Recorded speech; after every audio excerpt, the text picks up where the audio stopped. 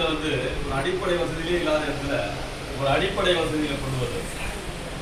அதே போல் பார்த்தீங்கன்னா நம்ம விழுப்புரம் மாவட்டத்தில் பக்கத்தில் போகும்போது பார்த்தீங்கன்னா பிரிட்ஜு தடன்னு ஆகும். எப்போ ஆக்சிடென்ட் ஆகும், எவன் லாரி விடும் என்னெல்லாம் தெரியாது. நம்ம வாட்ஸ்அப் குரூப்பில் வருது, உடனடியாக நடவடிக்கை எடுக்கிறாங்க. ப்ரெஸ் மீடியா எல்லாம் போகுது, கலெக்டர்லாம் ஓடிடுறாங்க, உடனடியாக சரிப்படுது. எல்லா வேலையும் நாங்கள் நடக்குது. நான் ஒன்று ரெண்டு சொல்ல முடியாதுங்க, சொல்லிக்கிட்டே இருந்தோம்னா டைம் பார்த்தாரு. நான் சுருக்கமாக பேசுறது தான் வந்தேன். ஆனால் சொல்ல ஆரம்பிச்சுட்டேன்னா நிறைய சொல்லிடுவோம். எனக்கே ஒரு பயம் வாங்க சொல்லணும், நிச்சயமாக அவரை பற்றி சொல்லி ஆகும். ஆனால் என்ன காரணம் அப்படின்னு கேட்டீங்கன்னா, இவர் வந்து அவருடைய மகத்தான பணி நம்முடைய அகில இந்திய தகவல் மற்றும் சட்ட முன்னணிக்கு கிடைத்த மிகப்பெரிய ஒரு பொக்கிஷம். இவருக்கு வயசு வந்து 69 70 70 வயசு. ஆனால் இங்கே இருக்கிறதுலே அவர் தான் இருந்து உண்மை.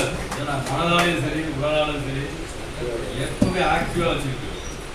ஒரு நாள் கூட அவருடைய சோர்வுன்றது வந்து என்றைக்குமே கிடையாது.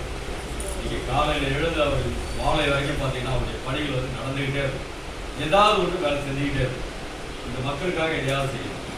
ஒரு நல்லாசிரியர் விருது டாக்டர் ராதாகிருஷ்ணனுடைய அவார்டு வாங்க, சோசியல் சர்வீஸுக்காக டாக்டர் பட்டம் வாங்கிக்கிறார். ஒரு வழக்கறிஞராக இருந்திருக்கார், சமூக நலத்தினுடைய ஒரு சொந்தக்காரர். சொல்லிக்கிட்டே அடங்கிக்கிட்டே போகணும். அப்படிப்பட்ட ஒரு மாமனிதர். அது இல்லாமல் அந்த வீடு இருக்குல்ல, அந்த வீட்டுக்கு ஒரு அப்பாவாக, ஒரு தாத்தாவாக, ஒரு விவசாயியாக, ஒரு சமூகத்துக்கே ஒரு பயனடையக்கூடிய ஒரு விஷயம். அது வந்து அவருடைய ராணிப்பேட்டை மாவட்டத்துக்கு போயிடும். மேலூர் மேலேரி கிராமம் எம்எல்ஏ தாலுக்கா அந்த இடத்துக்கு போகிறோம். அவங்க தம்பி வந்து எலெக்ஷனில் கண்டஸ்ட் பண்ணாங்க. நாங்கள் எல்லாரும் போயிட்டு பேசுகிறோம். இந்த விஷயங்கள்லாம் நாங்கள் வாக்குறுதி கொடுத்து எல்லாம் பண்ணுவோம் அப்படின்றோம். அந்த மக்களுக்கு எதுவுமே தெரியல. உண்மையிலே அதுதான் அங்கே தெரிஞ்சதெல்லாம் ஒரு ஹோட்டல், ஒரு கோழி பிரியாணி, ஏதோ ஒரு சின்னம் சொல்கிறாங்க, அதில் குத்து. இதுதான் நடந்தது.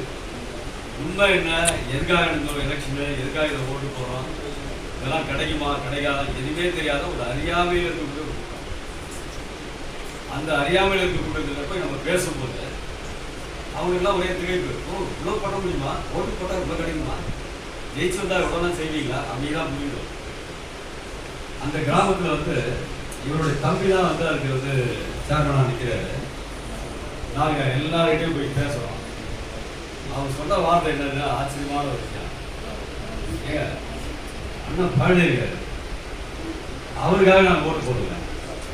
தம்பிக்காக ஓட்டு போடுறது எவனுமே சொல்ல. அண்ணனுக்காக ஓட்டு போடுவேன், அண்ணனுக்காக ஓட்டு போடுவேன், அண்ணனுக்காக ஓட்டு போடுவேன். நான் கேட்டேன், அண்ணனே நின்று இல்லாம எதுக்கு தம்பி அப்படின்னு கேட்டேன். இல்லை இல்லை, தம்பி ஆசைப்படுறான், அதுக்காக நிற்கட்டும் அப்படின்றதுக்காக தம்பிக்காக விட்டு முடியும்.